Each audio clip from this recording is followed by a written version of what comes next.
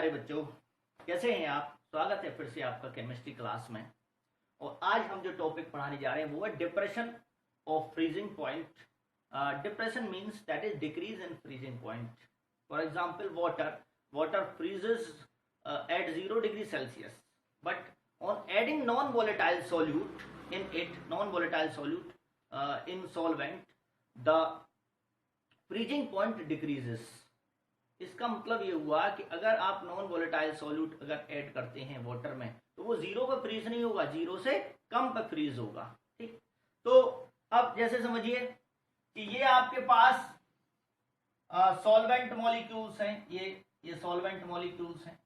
ठीक, ये जैसे छोटे छोटे रसगुल्ले होते हैं टाइप। मॉलिक्यूल तो बहुत छोटे होते हैं लेकिन हम उसे बड़े रूप में दिखा रहे हैं, बहुत छोटे होते हैं, दिखाई भी नहीं देते। ठीक, अब नॉन वोलेटाइल सॉल्यूट आ गए उनके बीच में, ये आ गए। ठीक, ये आ गए हैं उनके बीच में। अब देखिए जब ये आ चुके हैं नॉन वोलेटाइल सॉल्यूट तो क्या होगा कि क्या ये आसानी से ये मॉलिक्यूल पास पास आ पाएंगे, बीच में आ गए। जैसे होता है ना, दो लोगों के बीच में कोई तीसरा आ जाए, दो दोस्तों के बीच में। ठीक, तो फिर दो और तीसरा जो आ रहा है वो क्या है, उसकी नेचर क्या है, वो मिलने नहीं देना चाह रहा। ठीक, दो दोस्तों को, तो फिर क्या करेगा, उन दोनों को मिलाने के लिए बहुत ज्यादा मेहनत करनी पड़ेगी। समझ में आ गया। ऐसे ही इन दोनों सॉल्वेंट मॉलिक्यूल्स को पास पास लाने के लिए हमें ज्यादा हीट निकालनी पड़ेगी, उसको ज्यादा फ्रीज करना पड़ेगा। ठीक, तो जीरो पे ना फ्रीज होके वाटर जीरो से कम पे होता है, जैसे -2 -3 जो भी है वो सॉल्यूट की अमाउंट पर डिपेंड करता है, उसके मोलरिटी पर डिपेंड करता है। क्लियर। तो जो डिक्रीज हुआ है जितना वो होता है depression in freezing point. Clear. अब देखिए इसको हम पहले तो ये पता लगाएंगे what is freezing point. Freezing point क्या होता है, फ्रीजिंग पॉइंट। ठीक, freezing point of a substance may be defined as the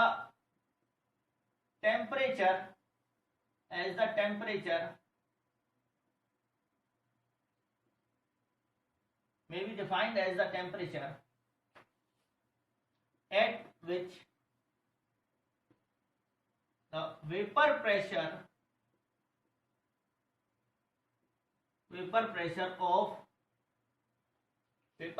of substance in liquid phase in its liquid phase becomes equal to its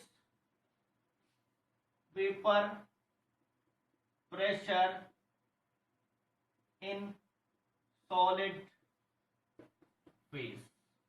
ठीक, यानी कि जब liquid phase का vapour pressure उसकी सॉलिड फेज के vapour pressure के बराबर हो जाएगा, यानी उतना वेपर प्रेशर हो जाए जितना कि सॉलिड फेज में होता है। जब इतना वेपर प्रेशर हो जाएगा तो वो फ्रीज हो जाएगा। ठीक, तो जिस टेम्परेचर पे ऐसा होता है कि लिक्विड फेज और वेपर फेज का फ्रीज की जो वेपर प्रेशर है, दोनों लिक्विड फेज और आपका सॉलिड फेज का जो वेपर प्रेशर है दोनों का सेम हो जाता है, जिस टेम्परेचर पर उसको क्या कहते हैं हम, freezing point of a substance. ठीक है। अच्छा, होता और क्या होता है इसके बाद अलावा कि देखिए अब फ्रीजिंग में होता क्या है कि जो फ्रीजिंग पॉइंट पर लिक्विड फेज और सॉलिड फेज के बीच क्या होता है, डायनामिक इक्विलिब्रियम होता है। ठीक, तो क्या लिखेंगे इसको, at freezing point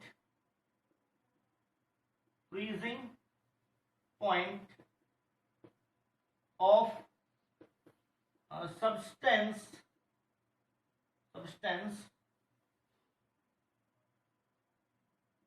the solid phase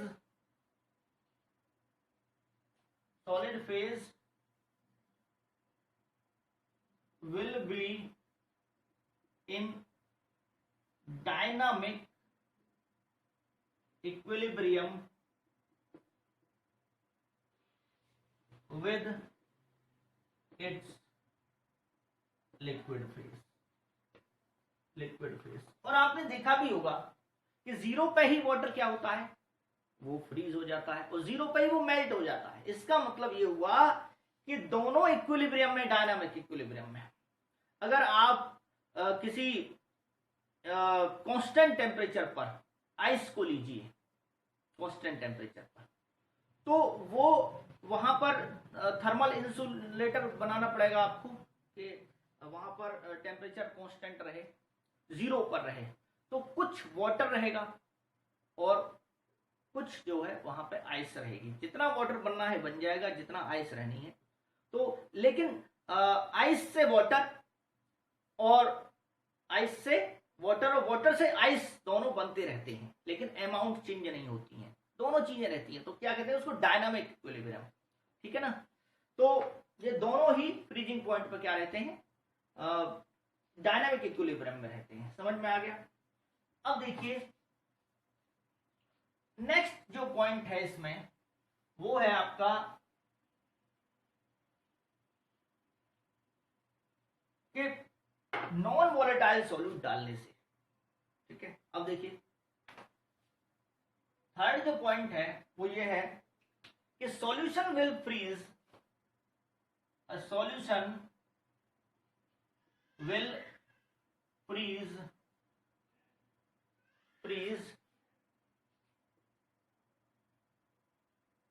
when the vapor pressure, when its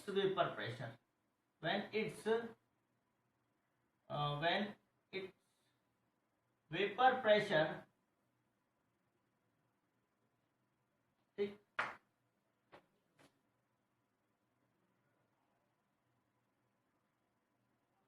would be equal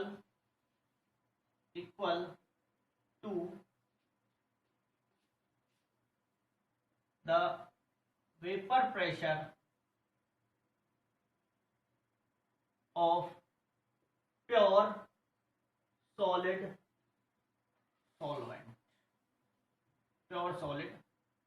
solvent, ठीक। यानी कि सॉल्यूशन जब फ्रीज होगा, अब नॉन वोलेटाइल सॉल्यूट डला हुआ है तो वो तो फ्रीज होगा नहीं, वो तो ऑलरेडी सॉलिड स्टेट में रहता है, ठीक है। अब लिक्विड ही तो होगा फ्रीज, तो कब वो फ्रीज होगा कि जब उसका वेपर प्रेशर किसके इक्वल हो जाएगा, प्योर सॉलिड सॉल्वेंट के इक्वल हो जाएगा, तब वो फ्रीज होगा, ठीक। समझ में आ गया।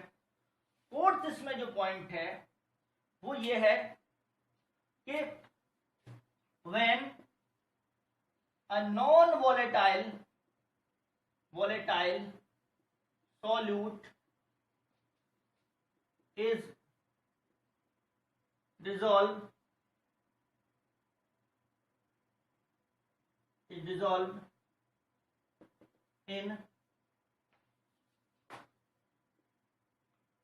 solvent, किसी सॉल्वेंट में नॉन वोलेटाइल सॉल्यूट पड़ा हुआ है, solvent, then the vapor pressure decreases। ये आप जानते हो, ठीक है, और पहले भी पढ़ चुके हो कि वाटर है प्योर, उसका जो वेपर प्रेशर होगा वो ज्यादा होगा, ठीक। लेकिन अगर उसमें कुछ नॉन वोलेटाइल सॉल्यूट डाल दिया है तो वेपर प्रेशर को कम कर देता है, एस्केपिंग टेंडेंसी वाटर मॉलिक्यूल्स की कम हो जाती है, ठीक। तो डिक्रीज होगा and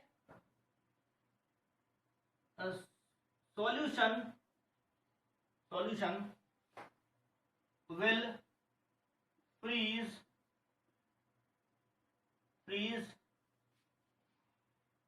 at lower temperature than pure solvent. ठीक है, नॉन वोलेटाइल सॉल्यूट जब डला होता है उसमें, और इसे क्या बोलते हैं, इट इज कॉल्ड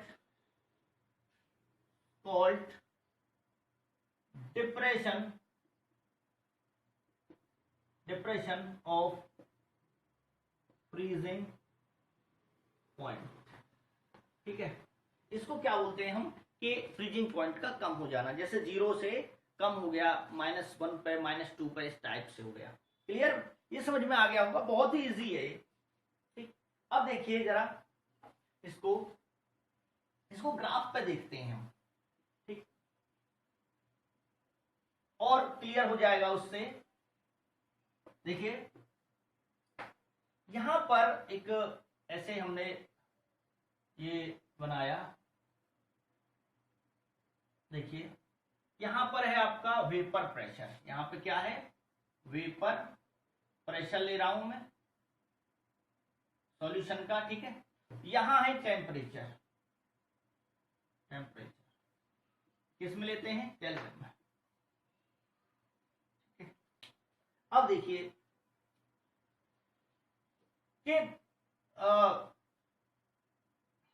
यहां पर तो वेपर है, जैसे यहां मान लीजिए 1 atm है वेपर प्रेशर, 1 एटमॉस्फेरिक प्रेशर है यहां पर। ठीक है, तो यहां से तो लेंगे नहीं हम, यहां पे लिक्विड है, यहां मान के चलिए यहां है, इस पॉइंट पे लिक्विड है। ठीक है, और वेपर प्रेशर कम ही है तो लिक्विड है, हम क्या ले रहे हैं, लिक्विड ले रहे हैं, पहले हम सॉल्वेंट। ठीक, तो धीरे धीरे हमने ना टेम्परेचर, इधर की तरफ टेम्परेचर क्या हो रहा है, बढ़ रहा है, और इधर टेम्परेचर क्या हो रहा है, इधर की तरफ क्या हो रहा है, टेम्परेचर कम हो रहा है। तो हमें तो फ्रीज ही करना है, हमको बढ़ाना नहीं है, वेपराइज नहीं करना, हमें बॉयल नहीं करना, हमको फ्रीज करना है। ठीक, तो फ्रीज कर रहे हैं हम, तो इधर चलेंगे हम ऐसे करके, ये इधर हमने ये फ्रीज किया। ठीक है, और टेम्परेचर कम करते चले जा रहे हैं। अब मान लीजिए ये पॉइंट है, कोई ये पॉइंट है, और इस पॉइंट पर वो ये लिया क्या है हमने, प्योर सॉल्वेंट। क्या है ये, प्योर लिक्विड और सॉल्वेंट, ये लिया है हमने प्योर लिक्विड सॉल्वेंट। ठीक है, उसको फ्रीज किया है, और ये जो टेम्परेचर है इस पर ये फ्रीज हुआ है, तो इसको हम बोलते हैं, यहां पर इस पॉइंट बोलेंगे TF फ्रीजिंग टेम्परेचर, और TF नॉट का मतलब उसमें नॉन वोलेटाइल सॉल्यूट नहीं डला हुआ। क्लियर, अब देखते हैं सॉल्यूशन का। अब देखिए अगर और इसको फ्रीज करें, और इसको फ्रीज करते हैं हम, तो यहां तो फ्रीज होना स्टार्ट हुआ, वो जमना स्टार्ट हुआ। अब इसके बाद और टेम्परेचर कम करेंगे तो वो तेजी से क्या होगा, फ्रीज होगा।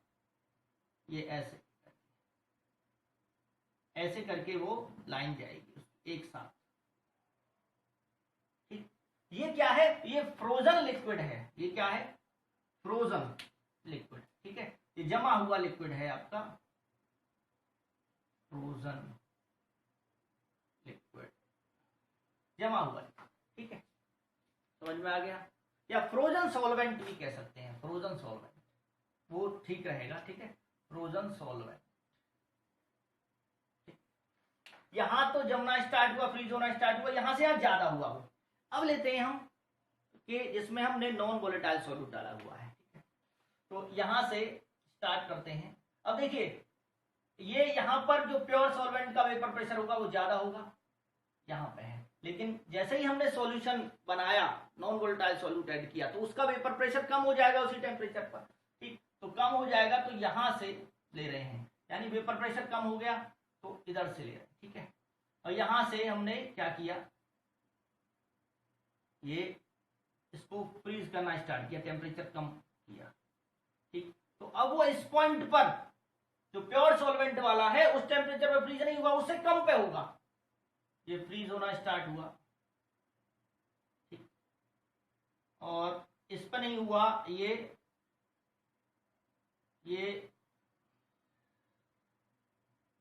इस टाइप से जा रहा है। जहां इसको टच करेगा, इसको ऐसे दिखा सकते हैं, इसको आगे तक इसको आप ऐसे दिखा रहे हैं, तो ये आपका ये पॉइंट पर, ठीक। फ्रीज सॉल्यूशन तभी होगा जब उसका वेपर प्रेशर सॉलिड स्टेट के वेपर प्रेशर के बराबर हो जाएगा, यानी प्योर सॉल्वेंट के वेपर प्रेशर के बराबर हो जाएगा, तभी फ्रीज होगा। यानी इस समय इस पॉइंट पर सॉल्यूशन का वेपर प्रेशर प्योर सॉल्वेंट के वेपर प्रेशर के बराबर हो गया, ठीक। करना तो पड़ेगा, प्योर सॉल्वेंट जितने पे फ्रीज होता है उतने पे ही फ्रीज होगा, लेकिन वो होगा कब? इस टेम्परेचर पे नहीं होगा, कम टेम्परेचर पे होगा, और ज्यादा फ्रीज करना पड़ेगा हमें इसको, ठीक। तो ये हो गया TF, ठीक। ये किसका है बताइए? ये है आपका सॉल्यूशन का TF, ठीक है। तो अब ज्यादा कौन सा है? ये वाला ज्यादा है। ये जो डिफरेंस है ये हो गया डेल्टा TF। डेल्टा TF इसको बोलते हैं, इसको बोलेंगे डिप्रेशन, कितनी कमी हुई? डिप्रेशन ऑफ फ्रीजिंग पॉइंट, ठीक। कितनी कमी हो रही है, समझ में आ गया? Delta TF। तो और देखिए, जैसे जैसे हम फ्रीज करते हैं वेपर प्रेशर कम होता है, चाहे सॉल्वेंट का सही चाहे सॉल्यूशन का सही, सॉल्यूशन का थोड़ा ज्यादा कम हो जाता है। तो ये जो ग्राफ है, ये वाला, ये जो लाइन है, ये है solution, solution containing non volatile solid, ठीक। अब देखिए इसको अब लिखेंगे, इसका किस पे डिपेंड करता है? ये डिप्रेशन एंड फ्रीजिंग पॉइंट किस पे डिपेंड करता है, इसको देखते हैं। इसको यहां पे यहीं करे दे रहा हूं मैं इसको। Delta TF is equal to TF naught freezing temperature minus TF, ठीक है। ये सॉल्यूशन का है, ये सॉल्वेंट का है। तो इसको क्या लिख सकते हैं? Freezing point of pure solvent minus freezing point of solution, ठीक है। ये हो गया। और ये क्या है? Depression,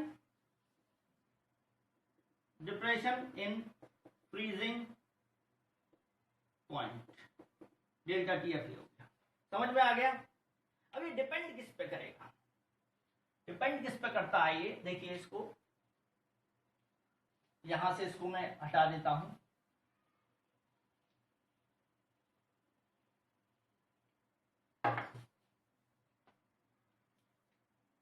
delta TF is directly proportional to molality of solution, molality of solution। तो delta TF is equal to KF into, इसको जब हटाएंगे M यहां मोललिटी है, KF क्या हुआ? Molal freezing, molal freezing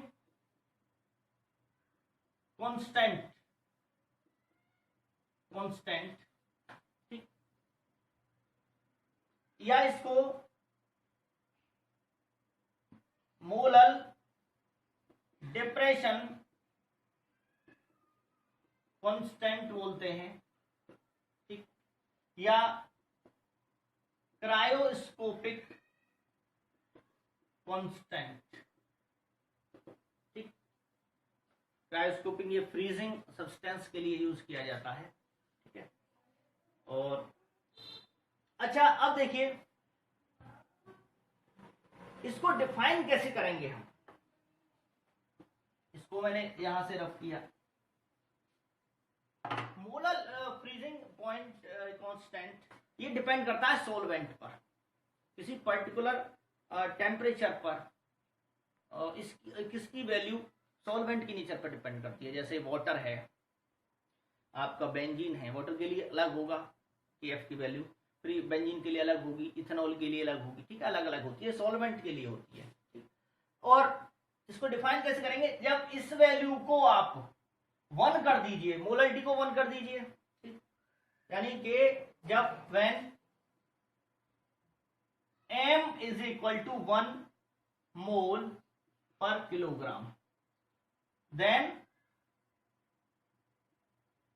delta TF is equal to KF। यानी कि जब 1 मोल डिसॉल्व हो, 1 मोल सॉल्यूट डिसॉल्व हो सॉल्वेंट में, ठीक, 1 किलोग्राम सॉल्वेंट में, मोलरिटी क्या होती है, 1 किलोग्राम सॉल्वेंट में डिसॉल्व सॉल्यूट, जब 1 मोल हो तब जो डिप्रेशन होगा, तब जो कमी होगी फ्रीजिंग पॉइंट में, that is called molar depression constant. Clear. तो अब देखिए when 1 mole solute dissolve in 1 kilogram solvent, then the depression in freezing point is called molar freezing constant या मोलर डिप्रेशन कांस्टेंट। ठीक, समझ में आ गया। और दूसरे तरीके से भी डिफाइन कर सकते हैं, ठीक है, 1 मोल सॉल्यूशन का जो डिप्रेशन फ्रीजिंग पॉइंट में हो रहा है, that is called molar depression constant. ठीक, इसको नोट कर लीजिए। और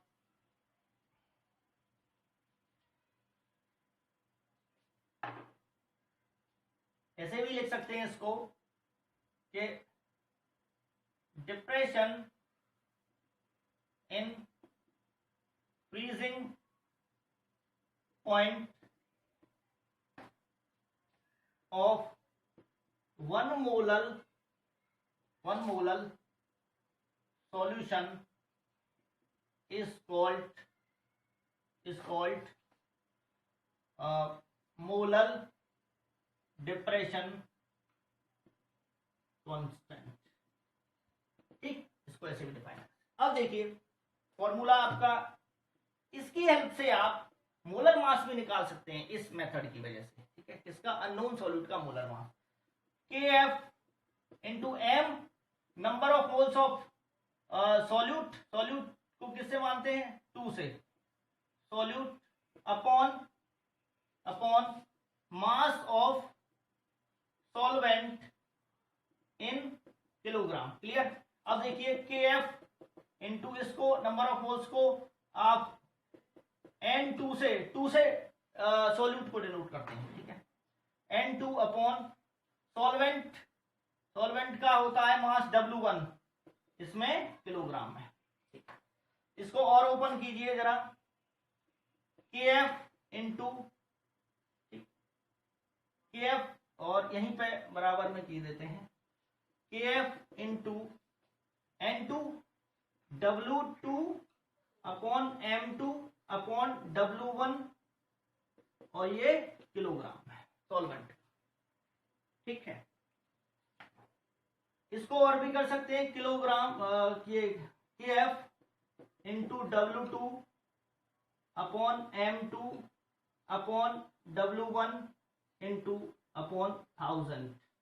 ठीक है, जब ये ग्राम में लिया जा रहा है, जब सॉल्वेंट का मास ग्राम में लिया जा रहा है, तो उसको आप ऐसे कर सकते हैं। क्लियर। अब देखिए यहां से मैं इसी को और एक्सप्लेन करता हूं। देखिए यहां delta TF is equal to KF into, देखिए यहां ये मल्टीप्लाई हो जाएगा इसका इसमें, तो क्या हो गया, W2 किसमें है ये, ग्राम में है, इंटू W2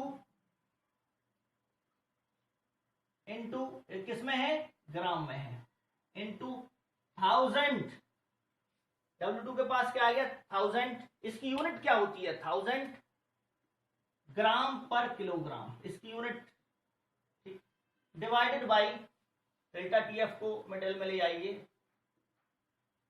नीचे क्या आ जाएगा M2 into W1, M2 into W1, ये किसमें है अब, ग्राम में। जब इसको ग्राम में लेते हैं, किलोग्राम में दे रखा था तो ये फॉर्मूला लगेगा, जब ग्राम में लेते हैं तो ग्राम में ग्राम को किलोग्राम में चेंज करने के लिए 1000 से क्या करनी पड़ेगी, डिवाइड, हमने 1000 से डिवाइड किया, ठीक है, ये फॉर्मूला है।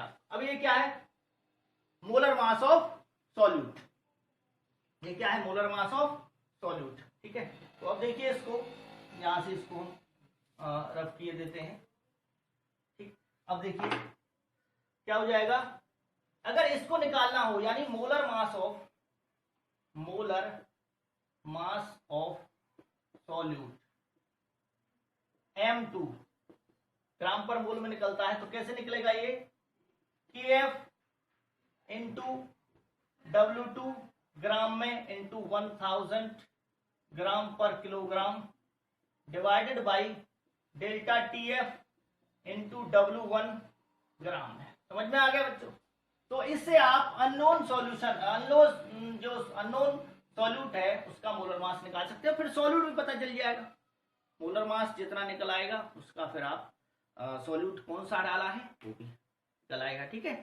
तो मोलर मास निकाल सकते हैं अननोन सॉल्यूट का, पहले प्योर सॉल्वेंट का निकालिए फ्रीजिंग पॉइंट, फिर उसमें आप नॉन वोलेटाइल सॉल्यूट डाल के उसका फ्रीजिंग पॉइंट निकालिए, डिप्रेशन निकल आएगा, डिप्रेशन जब निकल आएगा तो सारी वैल्यूज रख के आप मोलर मास निकाल सकते हैं, ठीक है। तो ये हो गया। इसकी जो यूनिट होती है वो आप जो KF है, मोलर डिप्रेशन कांस्टेंट की जो यूनिट है, यूनिट ऑफ KF, ये सॉल्वेंट पे डिपेंड करता है, KF इज इक्वल टू कैसे निकलेगी unit, delta TF is equal to KF into M, KF क्या हो जाएगा आपका delta TF upon M molarity, इसकी यूनिट क्या है केल्विन, इसकी यूनिट क्या है मोल, मोलरिटी के मोल पर किलोग्राम, ठीक। तो यूनिट क्या होगी केल्विन किलोग्राम पर मोल, ये इसकी यूनिट, ठीक है, समझ में आ गया। और इसके बाद इसको आप नोट कर लीजिए, बहुत ही आसान है ये, इस पर क्वेश्चन भी आ जाता है, एक नंबर में पूछने को आ जाए कि what is molar depression constant, ठीक है, और डिप्रेशन एंड फ्रीजिंग पॉइंट क्या है, बहुत आसान है, ठीक है, आप कर दोगे, ये बहुत ही इजी क्वेश्चन आते हैं और बस ध्यान रखना है आपको, ठीक है। और इसके बाद अब बात करते हैं सॉल्वेंट पे, इनकी जो वैल्यू है वो कैसे निकलती है, अलग अलग वैल्यूज हैं, जैसे बेंजीन के लिए, वाटर के लिए, ठीक है, अलग अलग वैल्यूज हैं KF KB की, तो ये निकलती कैसे, जैसे KF की बात करें हम, ठीक, तो देखिए यहाँ पर KF जो निकालेंगे इसमें, ये सॉल्वेंट पे डिपेंड करती है, तो R है गैस कांस्टेंट है, ठीक, और यहाँ पर आपका ये मोलर मास है, मोलर मास किसका है ये मोलर मास सॉल्वेंट का है, सॉल्वेंट का है इनटू TF स्क्वायर, ये फ्रीजिंग पॉइंट है किसका, सॉल्वेंट का, नोट लगा दीजिए, नोट ये सॉल्वेंट का हो जाएगा, ठीक है। नीचे ये 1000 इंटू डेल्टा फ्यूजन, ठीक, एंथैल्पी, फ्यूजन एंथैल्पी, समझ में आ गया। फ्यूजन का मतलब है जब आप फ्रीज करते हो तो कितनी हीट निकलती है, ठीक, तो वो क्या होगी आपकी फ्रीजिंग एंथैल्पी, इसको हम फ्रीजिंग एंथैल्पी भी कह सकते हैं, ठीक, समझ में आ गया। अब इसी तरह से आप KB निकाल सकते हो, KB is equal to R into M, ये सॉल्वेंट है, सॉल्वेंट का मोलर मास है, इंटू TB, यहाँ पर क्योंकि हम बॉइलिंग वेपराइज कर रहे हैं तो naught square upon 1000 into delta vaporisation enthalpy, ठीक, वेपराइजेशन एंथैल्पी इसमें हो जाएगा आपका, ठीक है बच्चों। तो इसको आप प्रैक्टिस करना अच्छे ढंग से, इन पर न्यूमेरिकल्स ट्राई करना बच्चों। नेक्स्ट वीडियो में हम अगली एक कोलिगेटिव प्रॉपर्टी के साथ आ जाएंगे जिसका नाम है आपका ऑस्मोटिक प्रेशर, ठीक है बच्चों। स्वस्थ रहिए, सुरक्षित रहिए, बाय बाय।